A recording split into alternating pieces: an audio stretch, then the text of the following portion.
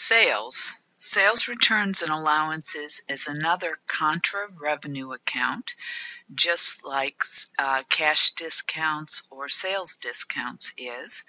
And sales returns are when customers return goods to you and say they don't want it and they want credit or they want their cash back.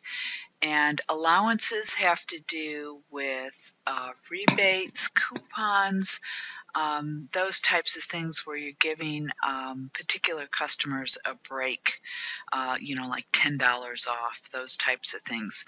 And it's very important that we keep good internal control of these items. And there's two ways you can handle them.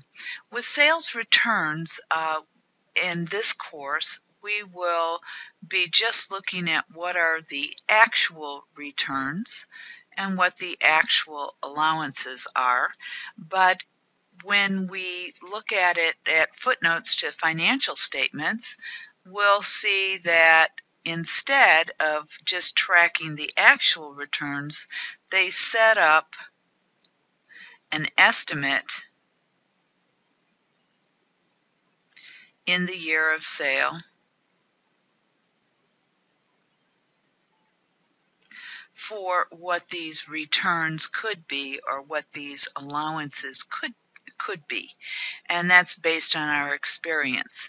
And the reason they set up this estimate is because we use what's called accrual accounting. And accrual accounting says we recognize revenue when we earn it, and we try to match or recognize the expenses that it took to generate that revenue. So due to matching of revenues and their associated expenses, we have accrual accounting. Recognize revenue when we earn it, recognize expenses as they flow with the revenues that they generate. So let's take a look at some of these that it could be. So here's a couple of footnotes that are typical that you would find in financial statements, generally in footnote 1, where it tells you how do they recognize revenue. They recognize revenue from the sales of products at the time the title to the goods passes, and the buyer assumes the risks and rewards of ownership. If we look at Nike, notice revenues are recognized when title and the risks and rewards of ownership have passed to the customer based on the terms of sale. Very, very similar.